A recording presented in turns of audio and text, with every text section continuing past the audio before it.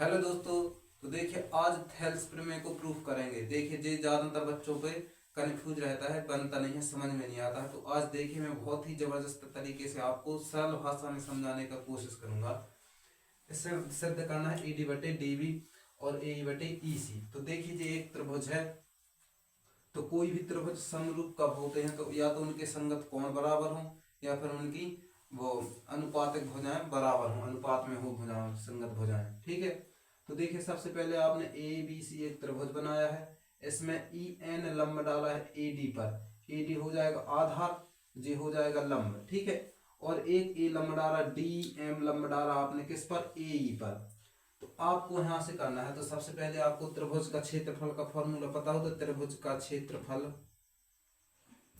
त्रिभुज का जो क्षेत्रफल होता हो तो 1/2 आधार गुणे ऊंचाई होता है। ये आपको याद रखना है, आधार गुणे ऊंचाई होता है। अब यहां से आप ए डी ई का त्रिभुज का क्षेत्रफल निकालिए। एरिया निकालिए किसका? त्रिभुज ए डी ई का। तो ए डी ई का क्षेत्रफल हो जाएगा 1/2। देखिए अगर आप इसको आधार मानते हैं तो लंब है ई एन, तो इसको आधार मानेंगे तो आधार है ए डी और लंब है ई एन। ई एन लंब हो जाएगा। देखिए जी आधार और जी हो जाएगा लंब। तो त्रिभुज का एरिया निकलेगा, ए डी ई का क्षेत्रफल निकल जाएगा, आधार और लंब। तो 1/2 आधार गुणे ऊंचाई हो जाएगी, जी ऊंचाई है। ठीक है। अब इसका दो तरीके से फॉर्मूला निकल सकता है। ए डी ई का एक और निकल सकता है, क्या?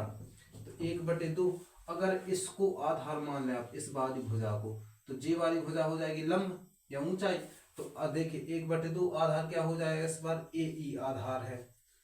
तो ऊंचाई क्या है? ऊंचाई अब की बार ए रहेगी, डी एम। तो डी एम, तो इसके दो प्रकार से एरिया निकाल सकते हैं आप लोग। अगर ए आधार है तो जे हो जाएगी ऊंचाई माने लंब, इसको आधार मानते हैं तो इसको हो जाएगी ऊंचाई। ठीक है।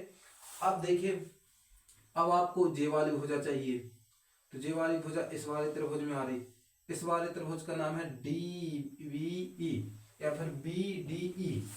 तो आप किसका निकालना है? बी डी ई का क्षेत्रफल 1/2। आधार क्या है? आधार तो है डी वी, डी बी।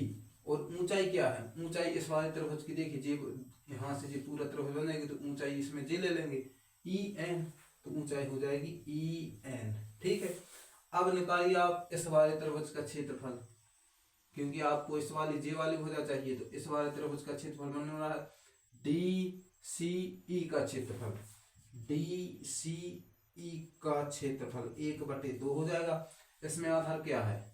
जे वाली भुजा, इसका नाम है ई सी, गुणा ऊंचाई इसके लिए क्या हो जाएगी? इसके लिए ऊंचाई हो जाएगी जे वाली भुजा डी एम। तो डी एम, ये आ गए चारों त्रिभुज के क्षेत्रफल। अब आपको क्या करना है? इसको बनाना है सबसे पहले ए डी बटे डी वी। तो ए डी किस में दिख रहा है? इसमें, और बी डी वी इसमें दिख रहा है। तो आपको यहां पर क्या करना है? देखिए त्रिभुज ए डी ई के क्षेत्रफल को त्रिभुज इससे भाग देना है B D E. B D E के क्षेत्रफल से भाग देना है। इसका क्षेत्रफल है 1/2। देखिए कहां पर है इसका क्षेत्रफल? जे है। ठीक है। तो इसको आपको लिखना है। इसको समीकरण भी बना सकते हैं, एक इसको बना सकते हैं, दो इसको, तीन इसको, चार। समीकरण आप भी देना चाहें तो दे सकते हैं।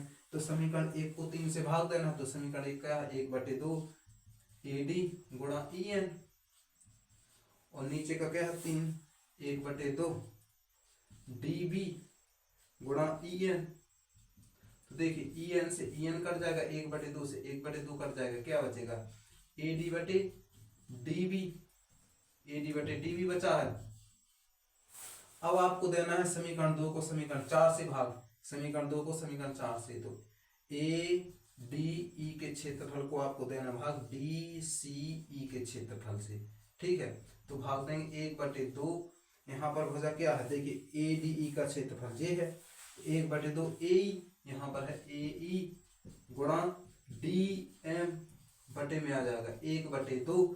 डी सी ई का क्षेत्रफल क्या है? डी सी का 1/2 ई सी गुणा में डी एम। तो डी एम से डी एम कट जाएगा, 1/2 से 1/2 कट जाएगा, क्या बचेगा? ए ई बटे ई सी। अब आपको देखना है दो त्रिभुज। देखिए जो आपको ये दो त्रिभुज दिख रहा है तो कौन कौन से, एक तो हो जाएगा डी बी डी ई और डी सी ई। आप इन दोनों त्रिभुज को देखिए, ये दोनों त्रिभुज एक ही आधार से बने हैं, उस आधार का नाम है डीई। उस आधार का नाम क्या है, डीई।